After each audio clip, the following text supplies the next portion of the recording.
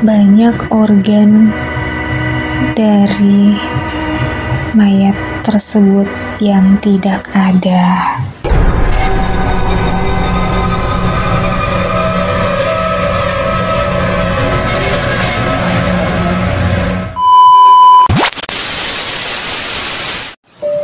Hai, udah lama ya kita nggak berbagi cerita. Kali ini aku mau ceritakan lagi. Ini kisahku sendiri. Waktu aku KKN di salah satu desa terpencil di daerah Sulawesi. Jadi waktu itu aku semester akhir. Kita kan diwajibkan ya untuk turun KKN, dan aku termasuk salah satu dari 16 mahasiswa yang ditempatkan di desa itu. Nama desa itu aku samarkan ya, kita sebut saja Desa Melati. Lokasi Desa Melati ini kalau menurut aku itu sangat jauh.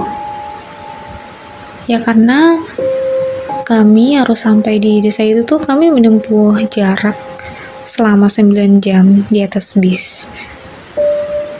Dan untuk aku yang jarang pergi ke tempat yang jauh lewat daratan, aku baru pertama kali sih merasakan perjalanan yang jauh itu waktu KKN itu.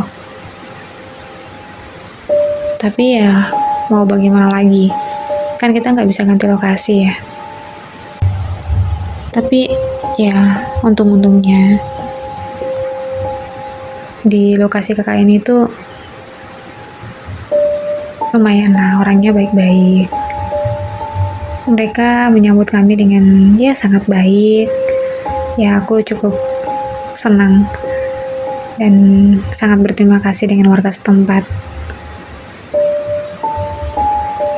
Tapi sayangnya walaupun begitu, KKN yang kami jalankan itu enggak semulus yang kami rencanakan. Ada banyak gangguan dari lingkungan sekitar, dan ya alam lain yang ikut campur lah. Sebenarnya di cerita ini tuh nggak terlalu menyeramkan sih, tapi ya kalau menegangkan iya. Kalian pernah nggak sih pergi ke satu tempat jauh baru aja sehari, tapi tiba-tiba disuruh untuk pulang? Ya kayak gitu. Itu yang kami rasain waktu kami KKN di situ. Ceritanya gini. Kami kan ada 16 orang nih yang KKN di Desa Melati. Nah, pas datang itu kami udah dibagi-bagi di 4 rumah warga. Jadi khusus untuk yang laki-laki itu ada rumahnya sendiri, tinggal di rumah warga gitu. 3 rumah yang tersisa ini semuanya diisi oleh perempuan. Yang satu itu di dekat pantai, terus yang satunya di tengah, di depan jalan. Nah, yang satunya lagi tuh aku sama 2 temanku. Ya, kami yang tinggal di rumah itu.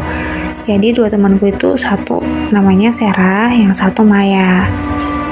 Maya ini jurusan kebidanan, aku juga baru kenal dia di KKN ini. Tapi kalau Sarah memang udah aku kenal dari semester 1 ya, dari pertama kali aku kuliah, aku udah kenal, udah akrab. Hari pertama tuh aku excited banget, aku senang banget pas tahu lokasi KKN ku di Desa Melati. Ya karena kami kan diturunkan pas di depan masjid. Terus wah aku senang nih, karena ekspektasi aku di Desa Melati tuh pasti mayoritasnya tuh Kristen, karena emang di daerah tempat aku kuliah itu memang mayoritasnya Kristen. Jadi pas aku sampai terus disambut di depan masjid itu aku, ya Allah, aku senang banget. Ya berarti udah gak ada pikiran yang aneh-aneh lagi. Maksudnya, oh berarti di sini mayoritasnya Islam gitu. Ternyata enggak, aku salah sih. Nah, pas aku cerita-cerita sama ibu yang punya rumah di situ, namanya Ibu Mega. Nah, ternyata emang benar di Desa Melati itu terbagi atas 2 agama Yang pertama itu agama Kristen, 60%-nya itu agama Kristen, 40%-nya itu Islam. Tapi serius, lokasi di Desa Melati ini tuh bagus banget, indah banget, serius. Jadi mereka tuh kayak gimana ya, kompak banget gitu. Yang mayoritas muslim itu mereka rata-rata di daerah pesisir. Terus yang Kristen itu daerah pegunungan. Jadi lokasinya itu hanya dibatasi oleh sungai kecil yang ada di desa itu. Terus yang paling indah lagi, yang paling aku suka, mayoritas yang Islam ini rata-rata mata pencarian mereka itu di laut sebagai nelayan. Ya karena mereka tinggal di daerah pesisir. Rumah mereka tuh sebagiannya banyak yang di atas pasir gitu loh. Cantik sekali, serius. Coba deh kalian bayangin pas sunset, terus ada perahu dan banyak sekali nelayan-nelayan. Ya, waktu KKN tuh kami sempat loh bantu nelayan-nelayan yang lagi nurunin ikan dari jangkar. Apa sih namanya ya? Yang jala-jala ikan gitu. Kami sempat juga bantu mereka menjemur ikan. Di situ tuh penghasil ikan terenak loh. Ikan asinnya juga enak. Terus kalau ikan yang tipis-tipis gitu terus dijemur, enak banget, serius. Aku sampai di situ tuh, ini pertama kalinya aku lihat sejauh mata memandang di pesisir pantai yang indah tuh. Ada banyak sekali perahu, terus ada banyak rumah-rumah kecil yang dipenuhi dengan ikan-ikan kering. Indah sekali, serius. Ditambah lagi keindahannya itu jadi lengkap dengan 2 toleransi di daerah ini. Mereka tuh sangat toleransi sekali, jiwa toleransi mereka tuh tinggi sekali. Nah, di daerah pegunungan itu rata-rata asri banget, sejuk banget, banyak sekali pepohonan yang mereka tanam di sepanjang jalan. Rumah dan gereja mereka tuh tertata rapi, cantik banget. Terus setiap rumah tuh ada buah-buahan gitu. Nah, pasti kami KKN itu kan musim durian sama langsa, rambutan kan. Ya kami ada satu rumah di samping gereja. Mereka teriak gini, "Dek, nanti kalau udah selesai kerja, kalau mau pulang rumah mampir di sini ya." Nah, pas kami mampir ternyata mereka suruh kami naik rambutan. Jadi rambutannya itu sepuas kami, mau ambil berapa banyak terserah kami lah. Warga di desa ini tuh emang gak ada duanya, baik banget. Tapi sayang, setelah 2 hari kami tinggal di Desa Melati, itu adalah hari pertama yang membawa kami ke puncak ketegangan selama sebulan. Kalian bisa bayangin gak hal apa yang terjadi di kami? Awalnya kami lagi asik rapat di posko, lagi serius-seriusnya. Tiba-tiba kami ditelepon oleh salah satu dosen kami.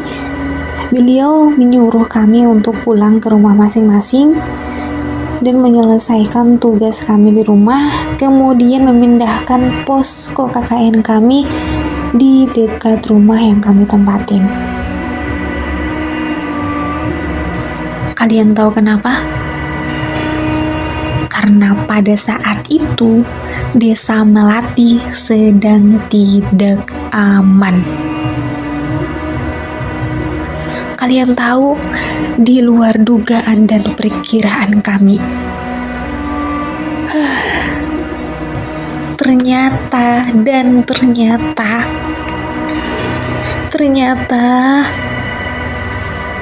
ada salah satu warga dari Desa Melati ini yang tega membunuh warga di kampung sebelah. Ya aku nggak tahu lah, yang pasti orang itu dibunuh oleh salah satu warga di tempat kami KKN, dan mayatnya itu ditemukan pada subuh hari. Setelah itu dimasukkan ke rumah sakit, kemudian dilakukan otopsi. Setelah dilakukan otopsi, kemudian dikeluarkan dan dimasukkan ke ruang jenazah. Setelah dilihat oleh keluarga dari si korban ini, ternyata banyak organ dari mayat tersebut yang tidak ada.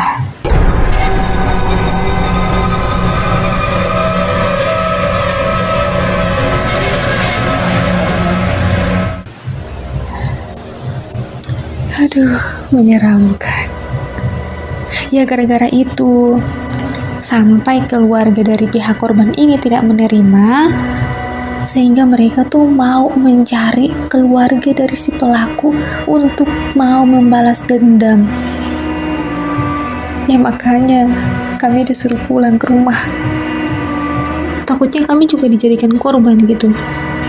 Padahal kan kami baru sehari di situ, nggak tahu apa-apa.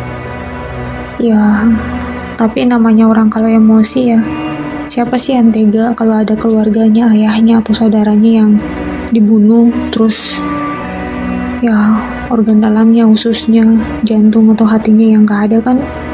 Siapa yang gak marah coba?